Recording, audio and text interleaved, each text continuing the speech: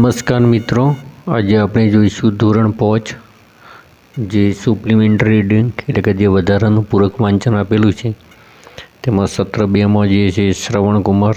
તો શ્રવણકુમાર વિશેની જે સ્ટોરી છે એ સ્ટોરીનો આપણે ભાષાંતર સમજીશું અને જે સ્પેલિંગો છે એ પણ સાથે સાથે જોઈશું. તો જો તમને વિડીયો ગમે તો લાઈક, કોમેન્ટ અને શેર કરજો, તેમજ ચેનલને સબસ્ક્રાઈબ કરજો. તો ચાલો સ્ટાર્ટ કરીએ. શ્રવણકુમાર.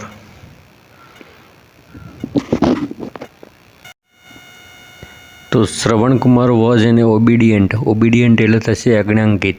OBEDIENT ઓબિડિયન્ટ એટલે થશે આજ્ઞાંકિત.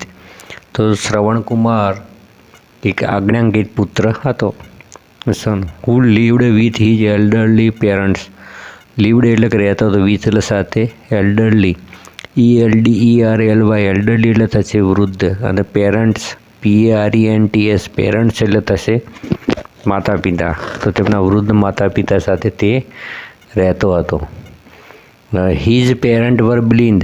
પેરેન્ટ્સ PARENTS પેરેન્ટ્સ એટલે થશે માતા પિતા વર બ્લિન્ડ એટલે કે અંધ, BLIND બ્લિન્ડ એટલે થશે અંધ. તો તેના માતા પિતા અંધ હતા.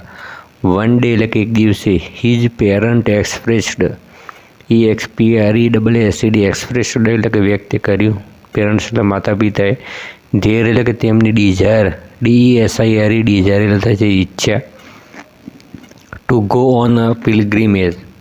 પિલગ્રીમેજ એટલે કે યાત્રા થાય છે, PILGRIMAG પિલગ્રીમેજ એટલે કે યાત્રા થાય છે. તો એક દિવસે તેના જે માતા પિતા હતા એમને તીર્થયાત્રા પર જવાની ઈચ્છા વ્યક્ત કરી. વન ડે એટલે એક દિવસે, હિઝ પેરેન્ટ્સ એટલે કે તેમના માતા પિતાએ, એક્સપ્રેસ્ડ ધેર ડિઝાયર એટલે કે તેમની ઈચ્છા વ્યક્ત કરી, ટુ ગો ઓન પિલગ્રીમેજ એટલે કે યાત્રા પર જવાની તેમના માતા પિતાએ એક દિવસ ઈચ્છા વ્યક્ત કરી. સો શ્રવણકુમાર મેડ અ કાવડ. સો એટલે જેથી, શ્રવણકુમાર મેડ એટલે કે બનાવી, કાવડ with two large sturdy. Two large એટલે કે મોટી, અને સ્ટર્ડી એટલે કે મજબૂત, STURDY સ્ટર્ડી એટલે થશે મજબૂત, બાસ્કેટ એટલે કે સાબડીઓ, and tied his basket on either side of a long bamboo stick. અને ટાઈડ એટલે કે બાંધી, ઈચ એટલે દરેકને, બાસ્કેટ એટલે કે સાબડીઓ, અને either side of a long બમ્બુ, long એટલે કે લાંબી, અને બમ્બુ એટલે કે વાંસના, સ્ટીક એટલે લાકડી. તો જે વાંસની જે લાંબી લાકડી હતી એના બંને છેડે આ છાબડીઓને બાંધી. તો છાબડી કેવી હતી? સો શ્રવણકુમાર મેડ અ કાવડ વિથ ટુ લાર્જ સ્ટર્ડી બાસ્કેટ. તેથી શ્રવણકુમારે બે મજબૂત છાબડીઓને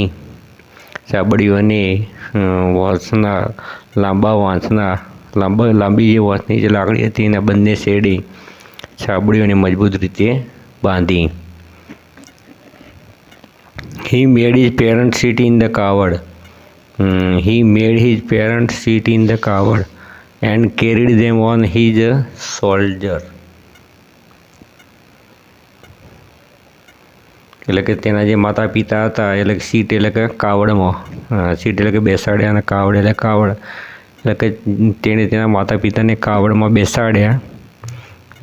carried them on his shoulder and carried them, અને કેરીડ એટલે કે ઊંચક્યા, ધેમ એટલે તેમને, હિઝ એટલે તેમના, શોલ્ડર એટલે કે ખભા ઉપર, અને તેમને પોતાના ખભા પર ઊંચક્યા. કેરીડ એટલે કે ઊંચક્યા, ધેમ એટલે તેમને. He started travelling to pilgrimage on his foot. He started એટલે કે શરૂ કર્યું, ટ્રાવેલિંગ એટલે કે મુસાફરી, પિલગ્રીમેજ એટલે કે યાત્રા, ઓન હિઝ ફૂટ એટલે કે પગપાળા થશે. તેણે પગપાળા તીર્થયાત્રા શરૂ કરી.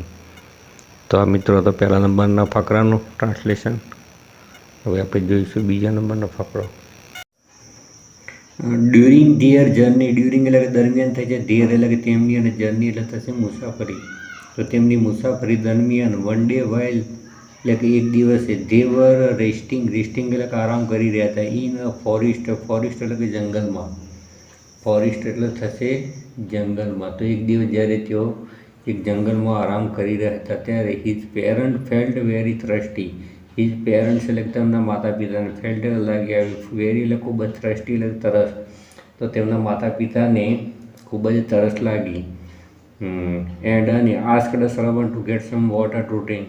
આસ્કડ એટલે કે કહ્યું શ્રવણને ગેટ લાવવા માટે, સમ એટલે કે થોડું, વોટર એટલે કે પાણી, ડ્રિંક એટલે પીવા માટે. And asked Shravan two gate some water two drink, અને તેઓ શ્રવણને પીવા માટે પાણી લાવવા માટે કહ્યું. અને શ્રવણને પીવા માટે પાણી લાવવા માટે આસ્કડ એટલે કે કહ્યું. Shravan left his parent resting there, એટલે કે લેફ્ટ એટલે કે ત્યાં છોડીને, હિઝ એટલે તે, હિઝ પેરેન્ટ એટલે તેના માતા પિતા, રેસ્ટિંગ એટલે કે આરામ કરી રહ્યા હતા, ધેર ત્યાં. And went two river Saryu, અને તે વેન્ટ એટલે કે ગયો, રિવર એટલે કે નદી, સરયુ નદી, બ્રિંગ એટલે કે લાવવા માટે, વોટર એટલે પાણી, ફોર ધેમ, ધેમ એટલે કે તેમના માટે. તો Shravan left his parent resting there, એટલે કે શ્રવણ તેના માતા પિતાને આરામ કરતા મૂકીને, and went to the river Sarayu to bring water for them, અને તેમના માટે પાણી લાવવા માટે સરયુ નદીએ ગયો. Bring water for them, bring એટલે લાવવા માટે, વોટર ફોર ધેમ એટલે તેમના માટે પાણી લાવવા માટે તે સરયુ નદીએ ગયો. રીચિંગ ધેર, રીચિંગ એટલે કે ત્યાં પહોંચીને, રીચિંગ એટલે પહોંચવું થશે, ધેર એટલે ત્યાં પહોંચીને. શ્રવણ ડીપડ, ડીપેડ, DIPPED, ડીપડ એટલે કે ડૂબાડ્યું. ધ વેસલ, વેસલ એટલે થશે, વેઝલ એટલે થશે વાસણ.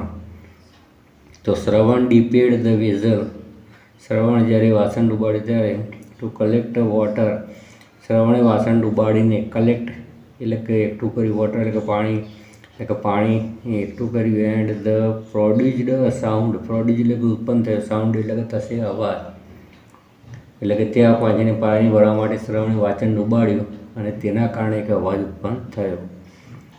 એન્ડ ધ પ્રોડ્યુસ સાઉન્ડ, અને તેના કારણે એક અવાજ ઉત્પન્ન થયો. એટ ધ સમ ટાઈમ, અને તે જ સમયે, Dasharath the king was in the forest, Dasharath એટલે કિંગ એટલે રાજા થશે, ઇન ધ ફોરેસ્ટ એટલે કે જંગલમાં આવેલા હતા, ફોર હન્ટિંગ એટલે કે શિકાર માટે. તે વખતે દશરથ રાજા ત્યાં જંગલમાં શિકાર કરવા માટે આવેલા હતા. He was misled by the sound, he was misled એટલે કે તે અવાજે તેમના ભૂલાવામાં નાખ્યા, મિસલેડ એટલે ભૂલાવામાં નાખ્યા, સાઉન્ડ એટલે કે અવાજ. એન્ડ અને thought of a deer drinking water, અને થોટ એટલે કે વિચાર્યું, ડિયર એટલે હરણ, ડ્રિંકિંગ એટલે કે પીતું હશે, વોટર એટલે કે પાણી. And thought of a deer drinking water, and thought તેમને લાગ્યું કે હરણ પાણી પી રહ્યું છે. એન્ડ થોટ, થોટ એટલે લાગ્યું, ઓફ ડિયર એટલે કે હરણ, ડ્રિંકિંગ વોટર એટલે કે ડ્રિંકિંગ વોટર એટલે કે પાણી પી રહ્યું છે. હી એમ્ડ હિઝ એરો, એટલે કે તેમની એમ્ડ એટલે કે તાક્યું, હિઝ એરો એટલે કે બાણ, તેમને બાણનું નિશાન તાક્યું. From where the sound was coming, જ્યાંથી અવાજ આવી રહ્યો હતો ત્યાં. વેર એટલે જ્યાં, ધ સાઉન્ડ એટલે અવાજ થશે, કમિંગ એટલે આવી રહ્યો હતો, તો જ્યાંથી અવાજ આવતો હતો તે દિશામાં તેમને તીર તાક્યું. એન્ડ રિલીઝડ ટુવર્ડ ઇટ, અને છોડ્યું. The arrow pierced straight into the chest of Shravan Kumar, the arrow એટલે કે બાણ હતું, પર્સ્ડ એટલે કે વીંજ્યું, સ્ટ્રેટ એટલે સીધું, ઇન્ટુ અંદર, ચેસ્ટ એટલે છાતી, અને Shravan Kumar who was collecting water, એટલે કે જે પાણી ભરી રહ્યા હતા. The arrow pierced straight into the chest of Shravan Kumar who was collecting water, એટલે કે તીર પાણી ભરેલા રહેલા શ્રવણ કુમારની છાતીને વીંધી ગયું.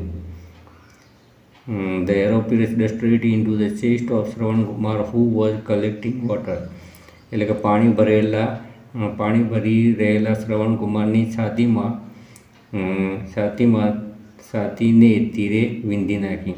He fell on the ground with a painful sound, he fell એટલે કે પડી ગયો, on the ground એટલે જમીન પર તે પડી ગયા, with એટલે સાથે, painful sound, painful એટલે કે થશે વેદનાપૂર્ણ, સાઉન્ડ એટલે કે ચીસ, તો વેદનાપૂર્ણ ચીજ સાથે તે જમીન પર પડી ગયા.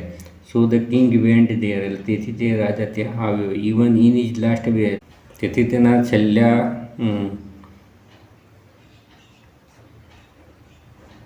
So the king went even his last breath, એટલે કે તેમને છેલ્લા શ્વાસ, બ્રીથ એટલે કે શ્વાસ લેતા, લાસ્ટ એટલે કે છેલ્લા, ઇવન હિઝ લાસ્ટ બ્રીથ એટલે કે તેને છેલ્લા શ્વાસ લેતા. શ્રવણ આસ્કડ કિંગ દશરથ ટુ, એટલે કે શ્રવણે દશરથ રાજાને કહ્યું કે ક્વેન્ચ ધ થ્રિસ્ટ ઓફ હિઝ પેરેન્ટ, ક્વેન્ચ એટલે કે તરસ, સિપાવ્યો, ધ ક્વેન્ચ ધ થર્સ્ટ એટલે કે તરસ છીપાવજો ઓફ હિઝ પેરેન્ટ એટલે તેમના માતા પિતાની તરસ છીપાવજો એન્ડ ઓનલી ધેન અને ફક્ત પછી જ ટેલ એટલે કે કહેજો ધેમ એટલે કે તેમને અબાઉટ એટલે વિશે અને ટ્રેજડી એટલે કે દુઃખદ ઘટના.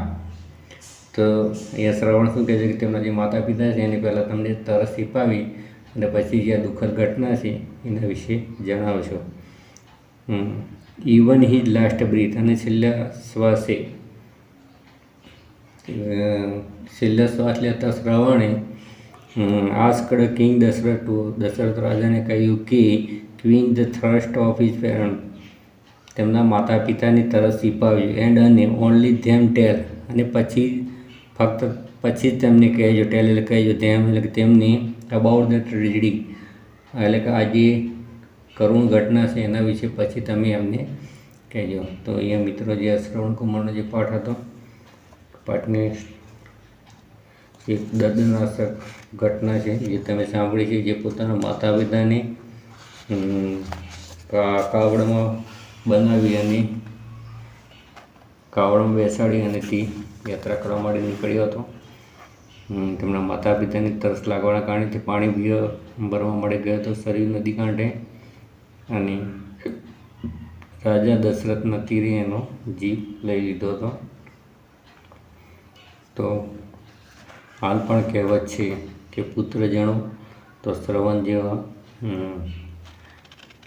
જન્મજો કે જે મા બાપની સારી રીતે સેવા કરી શકે. તો દરેક મા બાપની ઈચ્છા હોય છે કે પોતાના પુત્ર મોટા થઈ અને મા બાપની સેવા કરે. તો આપણે પણ સૌ આગ્રહ રાખીએ કે આપણે આપણા માતા પિતાની સેવા કરીએ. તો એ આપણને જાણવા મળે છે શ્રવણ કુમારની સ્ટોરી પરથી કે તેના માટે જે માતા પિતા હતા એ જ સર્વશ્રેષ્ઠ છે. તો અહીંયા જો તમને આ